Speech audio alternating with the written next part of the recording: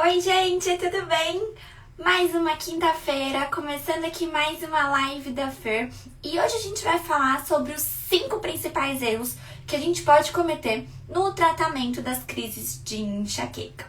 Para quem é novo aqui e não sabe como funciona, bom, a gente sempre tem com a gente aqui a nossa garrafinha de água para ajudar a gente a bater a nossa meta hídrica. Então, se você é da galera de sempre, já deixa aí pra mim o seu tchauzinho se você tiver com a sua garrafa aí. Se você é nova no pedaço, não sabia como funcionava, corre que ainda dá tempo, vai lá na cozinha, pega 2 copões de água, que a gente vai matar junto essa água enquanto a gente assiste a live, justamente pra gente ajudar aí a bater a nossa meta hídrica. Vamos lá, gente?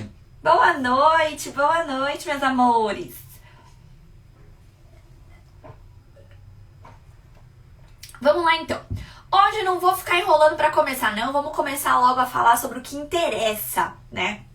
Eu vi que muita gente salvou aí, deixou o lembrete, ativou o lembrete pra gente não perder essa live, porque a gente vai falar então sobre vamos falar sobre os 5 principais erros que a gente pode cometer, tá bom?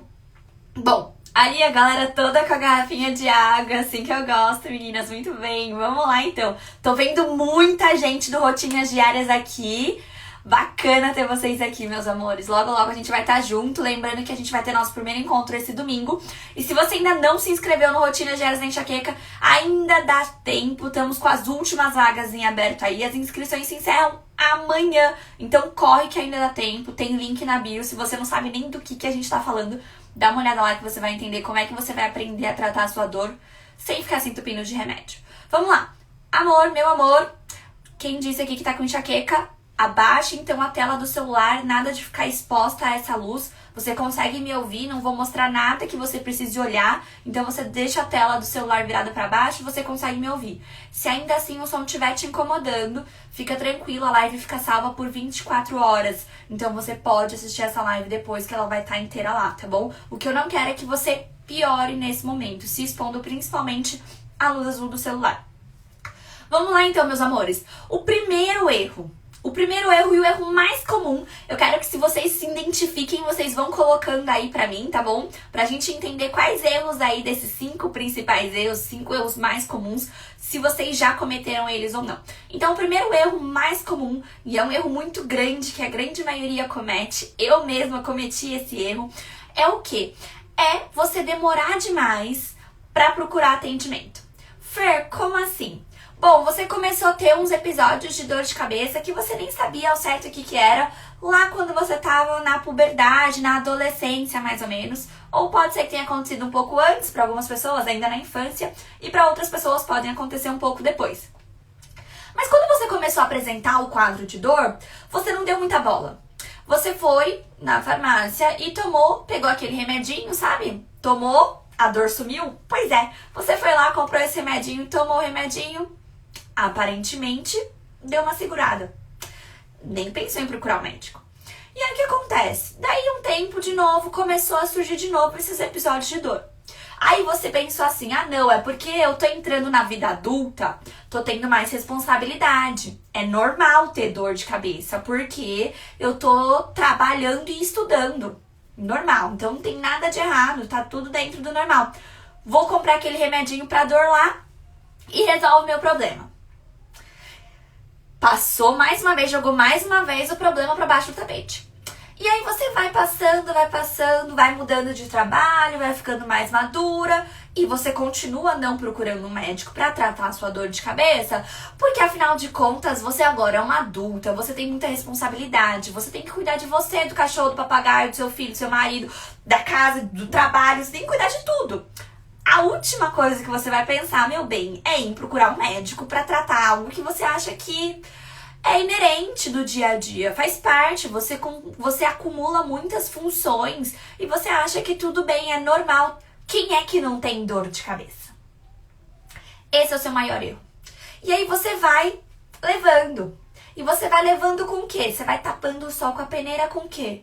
Exatamente, Tayana, com analgésico. E aí você entra no segundo erro. E qual que é esse segundo erro mais comum? Então, antes da gente partir pro segundo erro, comenta aqui pra mim quanto tempo vocês levaram pra procurar um neurologista pra tratar a dor de vocês. Na verdade, nem necessariamente o neurologista. Um clínico geral, por exemplo. Quanto tempo vocês demoraram para finalmente buscar ajuda em relação à dor de cabeça de vocês?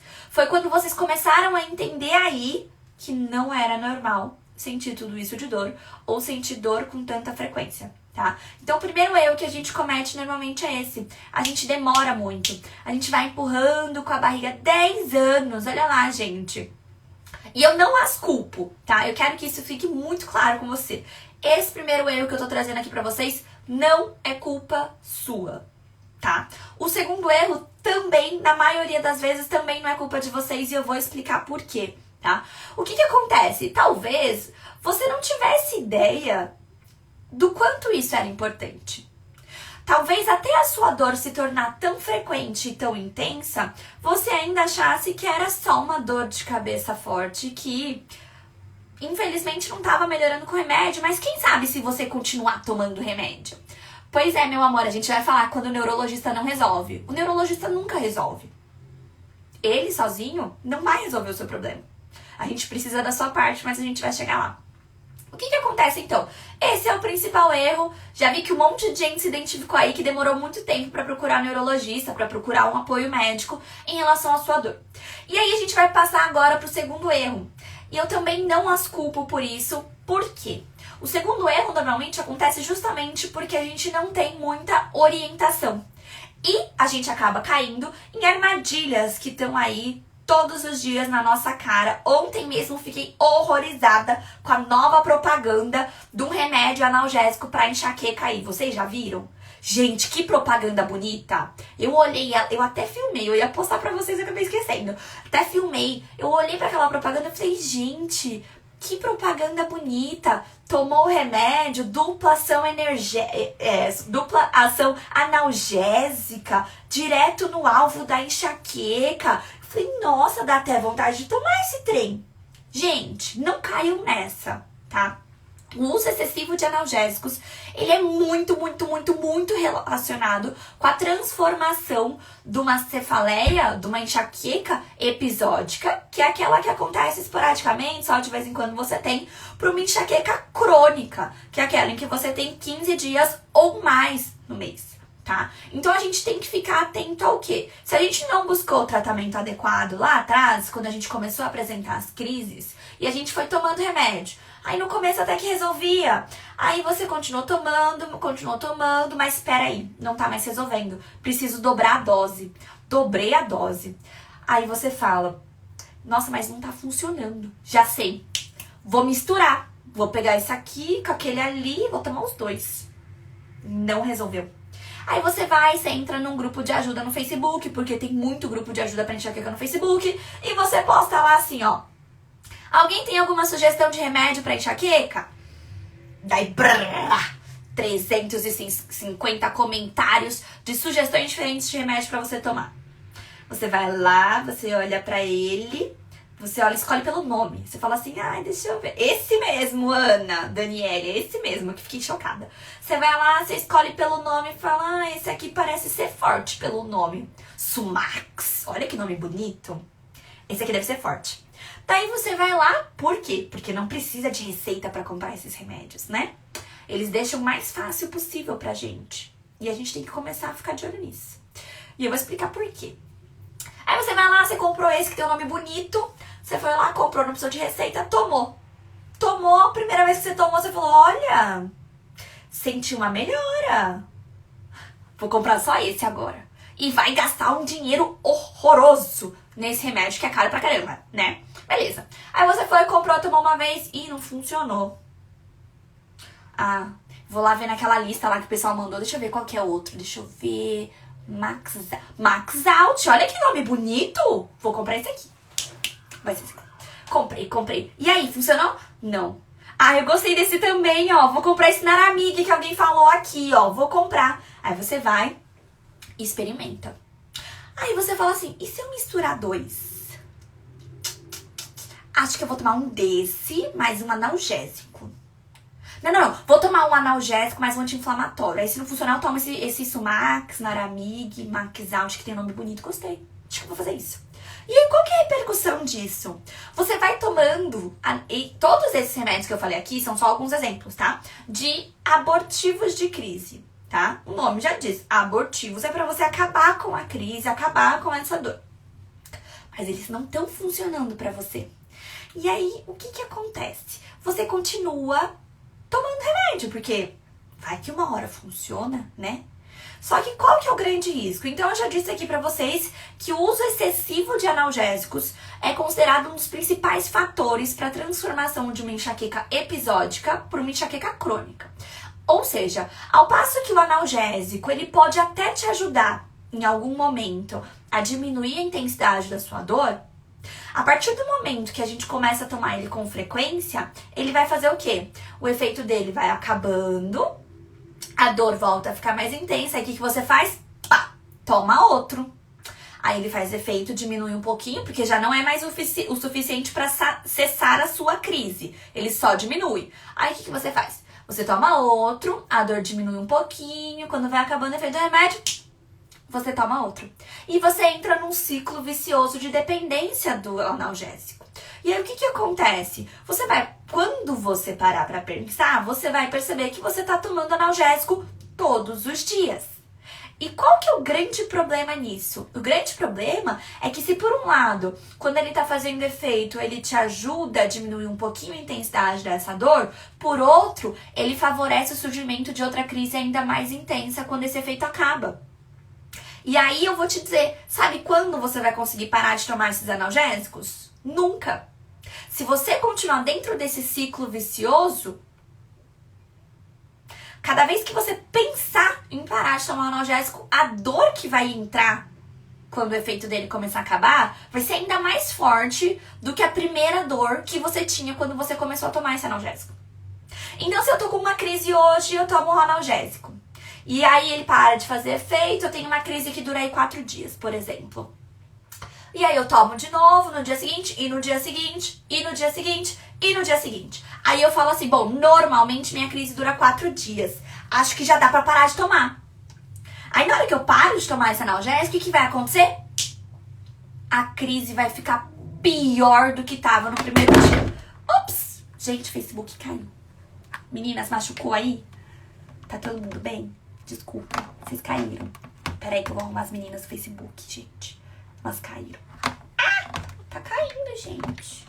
Fiquem aí, meus amores. Eu tô meio torta agora, eu acho, né? Deixa eu tentar arrumar. Agora não quer ficar. Ó céus, como vou deixar vocês aqui? Gente, por que vocês não querem ficar de pé? Deixa eu ver se assim fica. Tá um pouquinho mais baixo, mas vocês estão me vendo, né? Tudo certo, ninguém se machucou, tudo certo. Então vamos lá.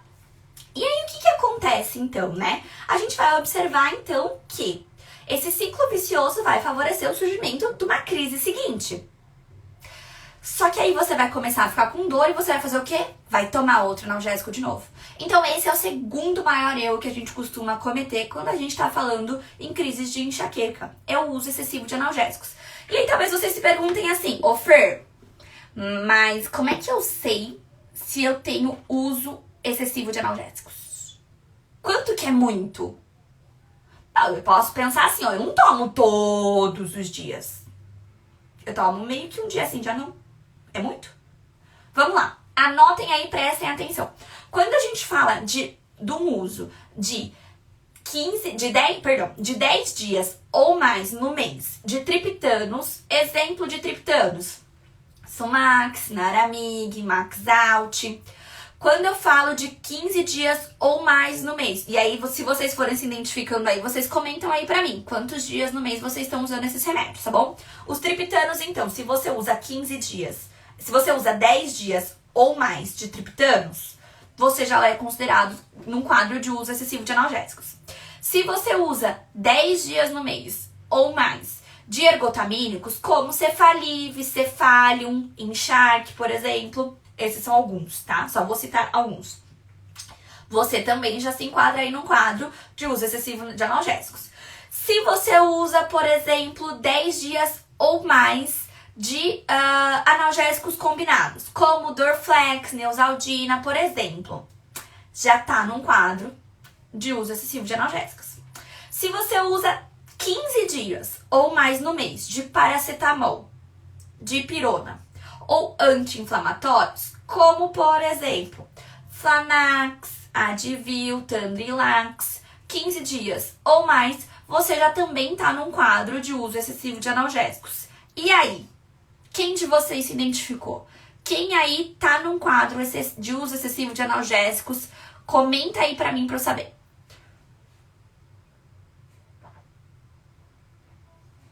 Ali. Infelizmente, isso é bastante comum, tá? E esse é o segundo erro mais comum que a gente comete. Por quê? Eu tenho certeza que lá atrás, quando você começou a tomar analgésico, se você soubesse que tomar tantos analgésicos assim levariam vocês a episódios frequentes, diários ou quase diários de dor, eu tenho certeza que vocês tentariam outras estratégias. Então é por isso que eu disse que nesse caso, eu não culpo vocês por esse erro mesmo, e vocês não devem se culpar. Porque na maioria das vezes, isso acontece por quê? Por falta de informação. A gente tem muita propaganda de remédio para dor de cabeça aí na televisão que mostra que tomou, passou. E a gente acredita nisso. E aí a gente vai esbarrar, então, no terceiro erro mais comum. O terceiro erro mais comum é você não ter um neurologista de confiança. A gente vai falar sobre isso, Nath. Já vou explicar como é que sai desse ciclo. Vou só abordar, então, todos os erros primeiro. E aí a gente vai pro terceiro erro mais comum, que é você não ter um neurologista de confiança. Ô, Fer, mas é difícil. É difícil. Como saber se seu neurologista é de confiança? Primeira coisa, entrou no consultório do neurologista. Olha a língua enrolando. Ele não olhou na sua cara, já pode sair. Nem senta. Já vai logo embora. Segunda coisa, ele começou a perguntar da sua história com a dor e se ele só tá lá, ó, olhando pra baixo. Não olha. Você conta sobre a sua vida, você conta sobre o que você já perdeu por conta da dor, você quer contar quando que ela começou, ele te corta. Não, ó, a gente vai fazer o seguinte, a gente tem um tratamento assim, ó. E se ele falar só de remédio pra você, levanta e sai correndo. Esse não é um bom neurologista pra fazer o acompanhamento das suas dores. Por quê? O que a gente já sabe hoje é que sim, a terapia medicamentosa, ela pode ajudar e muito no tratamento preventivo das crises de enxaqueca. Mas ela não é a única saída. E se a gente vai olhar nos guidelines que falam sobre enxaqueca, sobre o tratamento medicamentoso da enxaqueca, a gente tem lá os critérios para entrar ou não com medicamentos no tratamento da enxaqueca. Medicamentos preventivos. Então, lá entre esses tópicos que eles colocam, por exemplo, para entrar com tratamento preventivo de crises de enxaqueca medicamentoso, o paciente tem que ter pelo menos 3 crises no mês. Por exemplo. Ou o paciente tem que preencher critério de enxaqueca com aura típica, por exemplo. Tô dando alguns exemplos do que tem lá, tá bom, gente? Depois qualquer coisa eu dou um print e mando pra vocês no Stories. E aí, o que acontece? Um desses tópicos que tem lá, coloca assim, o tratamento medicamentoso preventivo de crise de enxaqueca, ele vai ser indicado quando ocorre falha no tratamento não medicamentoso. Mas alguém já te perguntou, quando você senta lá na cadeirinha, se você tava a fim de fazer um tratamento não medicamentoso? Muito provavelmente não. E esse é o terceiro erro. Se você não tem um neurologista que te sugere coisas a se fazer, além de tomar remédio, é bom você levantar da cadeira e correr. Porque essa é a verdade. Embora a indústria farmacêutica, de uma forma geral, ela queira muito vender remédio para nós, esse é o lucro delas, é assim que ela ganha dinheiro, na verdade, o remédio não é a salvação. E aí a gente entra no quarto erro mais comum. E qual que é esse quarto? Você foi lá, você demorou pra procurar. Ó como tudo cronologicamente faz sentido. Você tinha dor, você demorou pra procurar o médico. Quando você foi procurar, você já tinha cometido o segundo erro. Você já tava tomando um monte de analgésico. Aí você foi, entrou lá, sentou, o médico virou e falou assim, você vai tomar esse e esse remédio preventivo, e quando você tiver dor, você vai tomar esse aqui. Você levantou, saiu de lá, cheia de dúvida, nem entendeu ainda o que é enxaqueca, mas vai na farmácia, vai gastar R$150 no remédio. Vai comprar e vai tomar. Aí o que você faz? Você tomou o remédio e você senta. Você espera o milagre acontecer. Faça-se o milagre, remédio. Esse é o quarto erro mais comum e um dos mais graves que você pode cometer. Porque sinto lhe dizer, mas remédio nenhum vai ser suficiente para controlar suas crises de enxaqueca sozinho. O medicamento é a parte passiva do tratamento. É a parte que você só recebe. Você pega o remédio, põe na boca e engoliu. E a parte ativa? O que é que você tá fazendo de parte ativa? Eu sei que muitas de vocês que estão aqui hoje fazem boa parte das coisas ativas que são importantes. Mas muitas começaram depois que chegaram aqui. Quem de vocês já fazia a parte ativa do tratamento antes de chegar aqui? Quantos anos vocês perderam só tomando remédio, sem tentar entender o que mais vocês podiam fazer, além de tomar o remédio? E esse erro aqui, esse quarto erro, é um erro misto. Porque poderia caber a vocês o interesse de estudar e procurar outras fontes de informação, mas também era a função do seu neurologista te informá-los. Ele podia não saber te ensinar tudo, passo a passo, de como fazer as mudanças de hábito. Mas ele poderia ter dito pra você, olha, talvez seria bom você começar a pensar um pouquinho melhor sobre atividade física, sobre alimentação, sobre nível de estresse. Por exemplo, um erro muito comum, todas as minhas pacientes que chegam pra mim, todas, sem exceção, passaram por esse erro. Tá, eu vou tomar remédio. Ele mandou eu tomar remédio, vou tomar remédio. Mas eu não faço cocô todo dia. Tem problema? O que vocês acham? Sim, claro ou com certeza? A saúde intestinal de vocês é uma das primeiras coisas que deveriam ser questionadas antes de te passar remédio. Vamos lá, para pensar comigo. Se o seu intestino não funciona bem, só o fato de você não fazer cocô todo dia, mas lá no Rotina Gera você vai aprender que não basta fazer cocô. Tem o cocô perfeito. Quando vocês chegarem nessa aula do cocô, vocês vão entender que a gente vai viver pra ter o cocô perfeito. E eu vou ensinar pra vocês o que é cocô perfeito. Tem até fotinho. Não do meu, tá, gente? É desenho bonitinho pra vocês entenderem o que é um cocô perfeito. Vamos lá. Se o médico de vocês nem pergunta se vocês fazem cocô, é um pouco complicado. Por quê? Porque se você não tá fazendo cocô, o que acontece? O seu intestino não tá funcionando direito, certo? Se ele não tá funcionando direito, ele não tá absorvendo tudo que você põe pra dentro, certo? Se ele não tá absorvendo, ele vai absorver o remédio que você tá pondo pra dentro? Responde pra mim se você acha que ele vai absorver. Não vai. Ô Fer, mas é que o remédio ele não é absorvido no estômago, né? Ele é metabolizado pelo fígado. Pois é. Mas sabe o que acontece? Se o seu intestino não tá funcionando direito, se a sua digestão não tá legal, você vai sobrecarregar quem? Você vai sobrecarregar seu fígado. Porque é ele que filtra e elimina toxinas. E aí, se é o fígado que metaboliza o remédio e ele já tá sobrecarregado porque eu não tenho uma boa digestão, eu tô acumulando toxinas lá.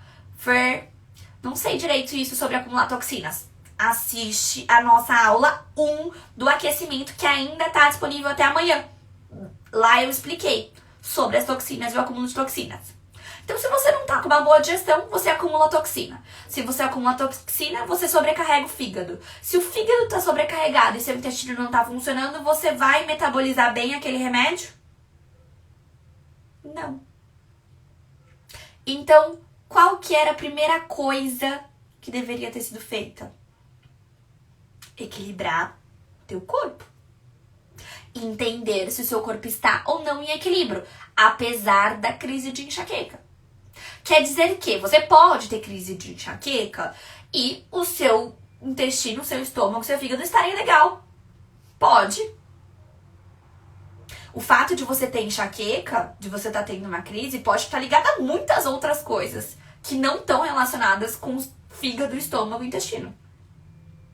Mas se esses 3 aqui não tiverem bacana, como é que teu remédio vai fazer efeito? Então esse é um erro muito comum. E aí o que a gente faz? A gente tá lá sentado esperando o milagre e a gente resolve fazer algumas mudanças. E aí quais são as primeiras mudanças que a gente vai fazer? Alimentação. Já sei, Fer, vou parar de comer glúten, vou parar de tomar leite, ou então vou tomar aquela enzima lactase, sabe? Já sei, eu vou comer leite, vou tomar leite só sem lactose, né? Que é a lactose que faz mal, né, não, Fer? Ah, já sei, ó. Vou cortar todos os carboidratos. Acabou o carboidrato da minha vida. Não vou comer nada que tenha açúcar. Nem fruta. Bom, não posso comer grão também. Então eu não vou poder comer arroz, não vou poder comer feijão, não vou poder comer milho, não vou poder comer ervilha, lentilha. Não posso comer mamão. Não posso comer banana. Ixi, não dá pra comer limão também não. Laranja? Ih, não dá pra comer laranja. Ah, não dá pra comer queijo também não. Ah, eu... Que não, então eu vou tomar um iogurte. Ai, não, iogurte tem leite. Ai, meu Deus, eu vou... E aí vocês entram o quê? No desespero. Todo dia eu recebo mensagem de gente no direct pra mim dizendo assim: Fer do céu, me ajuda, eu tô morrendo de fome, eu não sei o que eu posso comer. Como assim? Você não pode comer. Gente, a gente precisa ir atrás de informação. Vocês precisam se questionar. Por que vocês estão passando fome? Aliás, hipoglicemia, gatilho pra crise de enxaqueca. Por que vocês estão passando fome? Me explica. Ah, Fer, porque farinha branca é carboidrato. Carboidrato simples. Dá pico de insulina, pico de glicemia. Dá pico de glicemia, pico de insulina. E aí você mesmo já disse, ô Fernanda doida, que comer esses alimentos carboidratos simples pode dar esse pico. A insulina, ela em excesso, ela vai ser inflamatória. Ela vai liberar aí, o nosso corpo vai ativar uma alteração de calibre de vasos e pode relacionar aí com crise de enxaqueca. Você não disse isso? Eu disse. Mas eu disse, não comam? Não. E vocês nem precisam fazer tudo que eu digo não, viu? Vocês têm que questionar mesmo. Tipo assim, ô Fer, por que você tá falando isso agora se você disse o contrário antes? E eu não tô falando o contrário. Eu tô dizendo, controle o consumo. Agora, se você ficar a louca do carboidrato, por exemplo, eu não posso comer a farinha porque... por exemplo, vamos lá. Eu sou ruim de regiões, tá, gente? Sou ruim de geografia, mas vamos lá. Pro pessoal que gosta muito de comer uma farinha com arroz, com feijão, enfim, gosta muito de comer farinha. Não posso comer mais a farinha porque farinha é carboidrato, não pode comer, não pode... Gente, vocês vão comer a farinha pura? É? É só farinha que vocês vão comer? Não. Se você vai usar, por exemplo, um pouquinho da farinha, que seja farinha integral. Você vai usar farinha integral pra fazer uma panquequinha. Vai ter uma colherzinha de sopa daquela farinha pra você fazer só uma panquequinha pra você comer no almoço. Vai ter uma colher de sopa de farinha integral. Olha eu passando receita pra vocês, mas prestem atenção, só pra vocês entenderem o raciocínio. Vai ter colher de sopa de farinha integral. Vai ter o ovo, proteína das boas. E aí, uma pitadinha de sal. Tá pronta a massa da sua farinha, da sua panqueca, certo? Certo. Aí você vai rechear essa panqueca com o quê? Com frango desfiado, com alho poró, com espinafre, cenoura raladinha e tá bom. Gente, já tem fibra nessa alimentação, já tem mais proteína nessa alimentação. Necessariamente você vai ter aquele super pico? Não, porque além da panqueca, você vai ter lá no seu prato salada. Você vai colocar legumes nesse prato. Então, parem de pensar no alimento como uma coisa isolada. Você não come a farinha pura, bebê. Tem um monte de outras coisas no seu prato. E você vai aprender a fazer isso. Lá no Rotinas Diárias, eu ensino você a montar esse prato. Ô, Fer, mas você não é nutri. Não sou mesmo. Não sou mesmo. E por isso eu não passo dieta. Receita eu passo. E por isso eu não passo dieta. Mas não precisa ser nutri para comer saudável. Para saber comer saudável. Agora, se você quer uma dieta especificamente para você, com quantas calorias, com quantas gramas de cada coisa, aí só a Nutri pode resolver seu problema. Agora, para comer saudável, você só precisa de informação. E é isso que eu te dou no Rotinas Diárias. Eu te ensino como montar um prato saudável. Eu tô falando pra você, você tem que comer tal coisa? Não. Eu tô falando, você não pode comer tal coisa? Não. Inclusive, as primeiras aulas, as meninas que estão aqui já assistiram, a maioria, sobre carboidratos. Eu fiz uma aula sobre carboidrato, café e açúcar. Vocês assistiram. Lá eu não falo não pode comer. Eu falo controle o consumo. E esse é um erro muito comum. Esse é o quinto erro. Porque o quarto, então, é sentar e esperar o milagre, né? Você toma o remédio e fica lá esperando que o milagre aconteça. Tratamento passivo. O quinto erro é esse. É você ir de um extremo ao outro. Você vai de alguém que só tomava remédio para alguém que leva tudo ao extremo. E que vai acontecer o quê? Vai se frustrar. Porque você aí que parou de comer farinha, parou de comer glúten, parou de comer leite, parou de comer grão, parou de comer fruta, eu aposto que você ainda tem crises de enxaqueca. Comenta aí pra mim. E aí você se sente como? Frustrada. Por quê? Porque todo o teu esforço aparentemente está sendo em vão. Só que em vez de você olhar só pra isso, em vez de olhar pro que você precisa tirar, você precisa olhar pro que você precisa colocar. Porque se você só tira, você de fato vai ficar aí passando fome. Além de ter dor, tem fome. Pensa no humor de vocês. Senhor. Deve estar terrível o humor por aí. Com dor e com fome. Né? Não tem quem aguente. Então, gente, esse é o quinto erro mais comum, tá?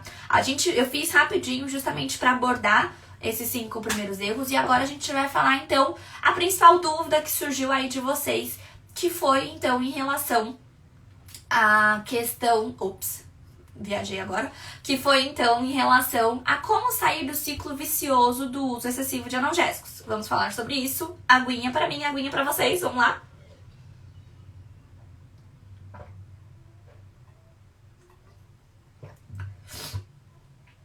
Pois é. E vocês já se questionaram do porquê que vocês não estão comendo? Do porquê que vocês estão passando fome? Por que vocês tiraram tudo isso?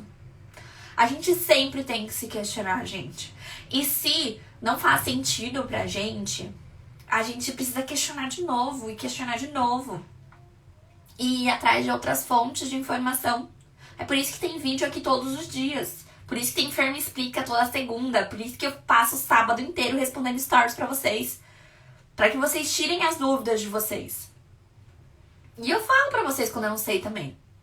Eu tô num constante estudo, num constante aprendizado pra trazer o melhor possível pra vocês. Tá? Inclusive vai vir novidade aí. Assisti o congresso ontem. Falou bastante sobre enxaqueca e Covid. E falou bastante sobre alterações visuais em enxaqueca. Alterações visuais sem ser aura. Então aí eu vou elaborar um post bacana aí pra trazer pra vocês o conteúdo que eu aprendi nesse curso. Mas vamos lá então. Como sair desse ciclo vicioso? A primeira coisa do ciclo vicioso de uso excessivo de analgésicos. A primeira coisa é você estar em dia com a sua consulta com o neurologista, tá? Isso é muito importante. Você sentar lá, sua bundinha na frente da cadeira do médico e falar assim pra ele, eu faço uso excessivo de analgésicos. Eu fiz as contas lá, eu faço uso excessivo de analgésicos. O que eu faço? Existe uma linha de médicos que vai dizer assim pra você, A gente vai entrar com preventivo de crises, tá? Pra você não usar mais tanto esses abortivos. Conforme esse preventivo for fazendo efeito, você vai diminuir o uso dos analgésicos. Aí você vai acreditar nele, você vai começar a tomar o preventivo, aí vai dar um mês e você vai continuar tomando os mesmos analgésicos. Ou até mais, porque agora você tá ansiosa pela melhora. E não vai acontecer. Aí o que você vai fazer? Você vai falar assim, o quê? Vou ficar tomando esse remédio, não me faz efeito? Faz um mês que eu tô tomando esse trem e não tá fazendo efeito? Eu vou parar de tomar. E aí você para. E aí sabe o que acontece? Você entra numa crise das braba, uma crise atípica, incontrolável. Porque você parou esse medicamento de uma hora para outra. Quando a gente fala de medicamentos preventivos para as crises de enxaqueca, vocês precisam entender que a grande maioria leva de 2 até 3 meses para começar a fazer efeito, tá? Então, se você toma ele um mês e para, ele não vai fazer efeito mesmo em um mês. Você precisa de 2 até 3 meses para ele começar a fazer efeito. E depois que ele começa a fazer efeito, você precisa voltar no neurologista para ele acertar a dose. Porque normalmente eles começam com doses muito baixas. Por exemplo, vou dar um exemplo muito comum, o tupiramato. O tupiramato, normalmente eles começam com dose muito baixa, que é um medicamento que pode ter bastante efeito colateral, principalmente no começo. 25 miligramas do tupiramato. Aí, passou 3 meses, você não sentiu nheca de pitibiribas. Voltou no neurologista. Ele ajustou a dose. Ele subiu para 2 comprimidos de 25. Então, você vai tomar 50 miligramas no dia. Não adiantou. No mês seguinte, você volta de novo. Aí, ele aumentou de novo a sua dose. Aí, você não sentiu nada ainda. Mas calma. A gente precisa entender que o medicamento leva tempo para fazer efeito. Só que nesse tempo, o outro erro que você comete é aquele que a gente já conversou. Você costuma ficar sentado esperando milagre. Em vez de fazer as mudanças de hábito que são necessárias para, inclusive, potencializar o efeito desse medicamento. Cada um age de um lado. Se os dois não tiverem equilíbrio, não tem como. Ou tem uma outra linha de médicos que vai chegar pra você e vai falar assim, olha, a gente vai entrar a gente vai entrar com o preventivo de crises e você não pode mais tomar analgésico. Ele ainda vai falar bem assim, ó, você tá viciada em analgésico. Não pode tomar. Pega tudo e joga fora. Joga tudo fora. Mas doutor, e se eu tiver dor? Não, você vai ter que suportar. Você vai ter que suportar. E aí, o que vai acontecer? Esse tipo de médico vai ser aquele médico que você vai sair correndo, vai pra casa chorando e vai falar, eu não vou aguentar. Meu Deus, eu não quero mais viver sofrendo desse jeito. Qual dos dois é melhor? Nenhum. Tá? Pode ser sim que utilizando o medicamento preventivo, na grande maioria das vezes, você associa esse medicamento preventivo, você tem a diminuição sim das crises de enxaqueca, desde que você faça a sua parte. Então o melhor dos médicos vai ser o médico que vai te dizer assim, ó, você vai tomar esse preventivo aqui, o objetivo nosso é diminuir os medicamentos analgésicos que você tá tomando. Para ajudar a fazer isso, vamos começar a fazer pelo menos uma caminhada?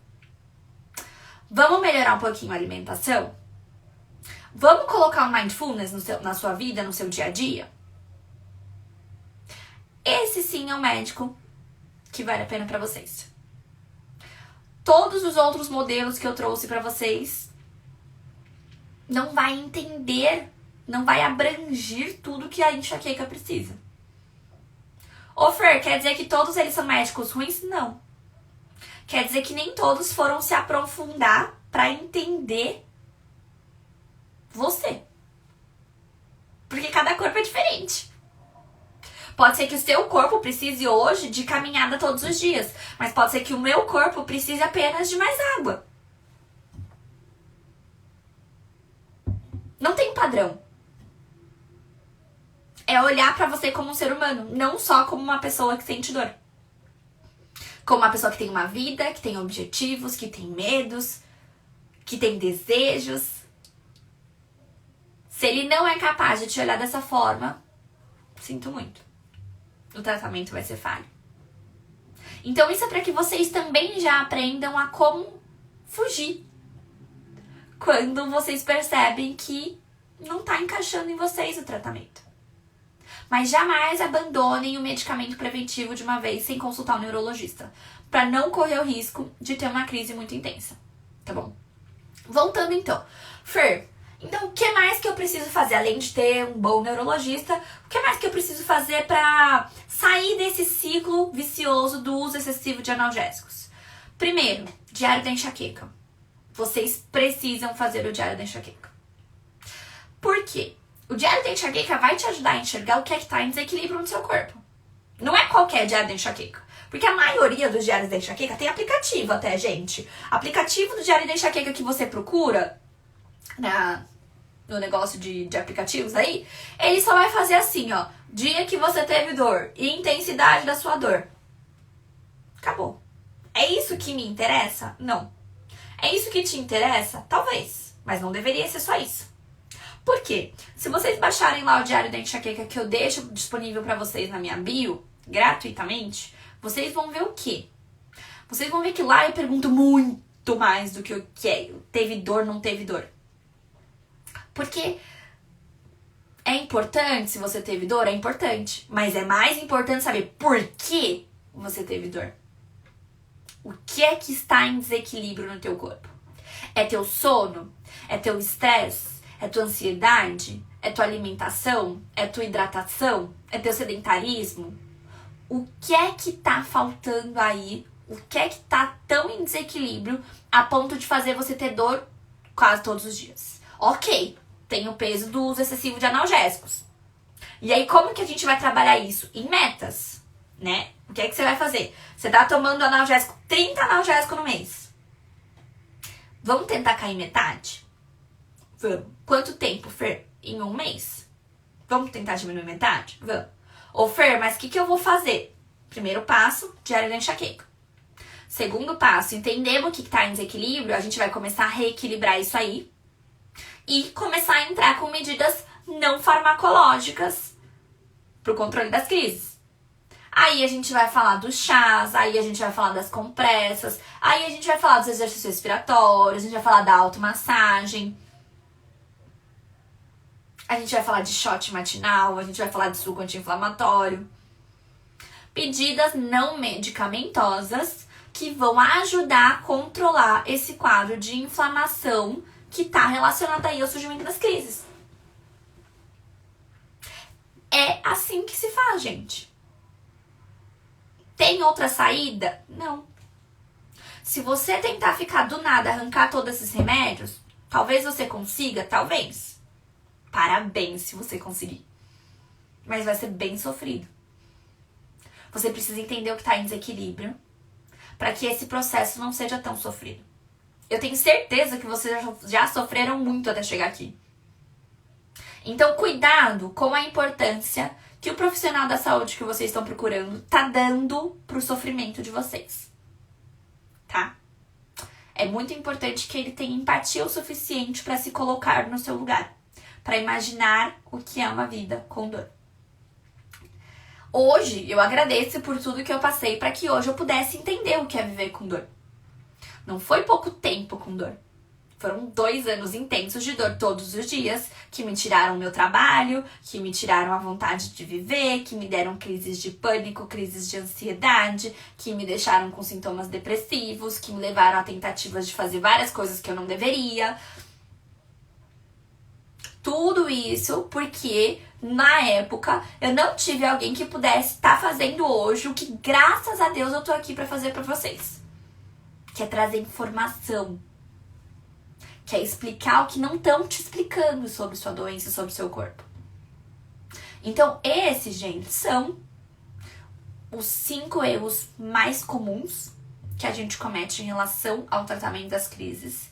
Essa forma, então, é a melhor forma que a gente tem de sair desse ciclo vicioso do uso excessivo de analgésicos Lá no Rotinas Diárias da Enxaqueca, eu vou trazer vídeos, vai ter vídeos, aulas de exercícios respiratórios, vai ter vídeo aula de automassagem, vai ter e-book de chá, tem e-book de receitas pra vocês pararem com essa história de passar fome, pelo amor de Deus, que eu fico desesperada quando eu vejo vocês mandando mensagem falando que estão passando fome. Não é pra passar fome. Gente, fome dá gatilho de crise. Tem que comer. E não é pra ficar comendo todo dia só a mesma coisa. Eu sei que tem pessoas que têm uma questão relacionada à situação financeira, né? E aí a gente não vai entrar nessa questão. A gente tá entrando na questão das pessoas que têm opção, teria como variar, e estão todo dia comendo a mesma coisa porque acham que só pode comer isso. Se todo mundo só pudesse comer essa mesma coisa que você tá comendo, estaria todo mundo curado da enxaqueca, né? Ninguém mais ia ter crise de enxaqueca. Ninguém. Então se questionem, sempre se questionem. Todas as vezes que alguém trouxer algo pra vocês em relação à enxaqueca, questionem, tá? E eu não falo questionar no sentido de arrogância, não. É questionar no sentido de entender. Ah, por exemplo, Fer, você veio aqui outro dia, você falou pra mim do chá de camomila no olho. Pra quê? Como é que a camomila pode ajudar? Pode me questionar, gente, não tem problema. Você pode me explicar, Fer, por favor? Eu explico com o maior prazer. Isso também mostra pra vocês que eu não tô tirando as coisas que eu tô falando de vocês da minha cabeça.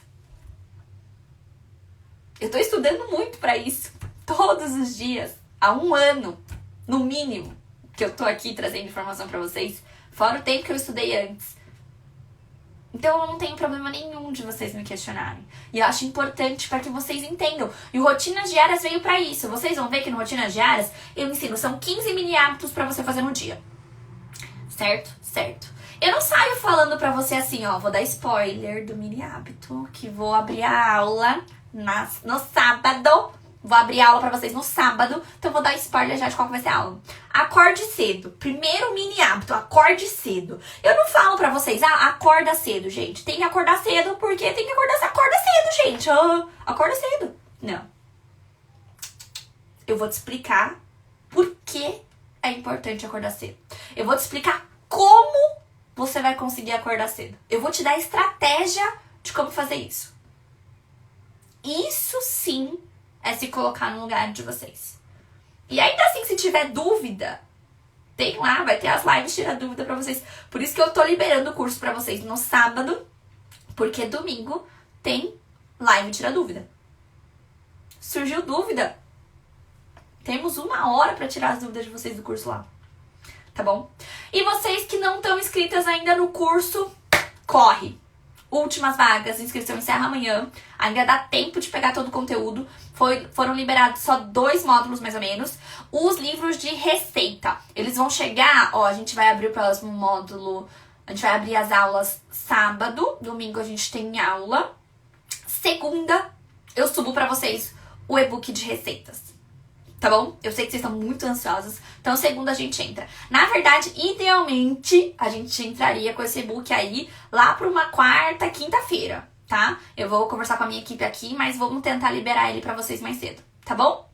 Eu vou querer comer. Vamos lá. Então, tá bom, gente. Muito obrigada pela companhia de vocês. É sempre muito bom poder esclarecer as dúvidas de vocês. É sempre muito bom poder conversar abertamente com vocês sobre temas tão importantes. Não se esqueçam, sexta-feira vai ter caixinha de perguntas. Mandem as dúvidas de vocês na caixinha. Eu respondo elas no decorrer do dia no sábado. Aquelas dúvidas mais complexas, maiorzinhas, vocês deixam pra mandar no post de domingo. Porque aí, na segunda-feira, a gente se encontra aqui às 8h04 pro Fer Me Explica.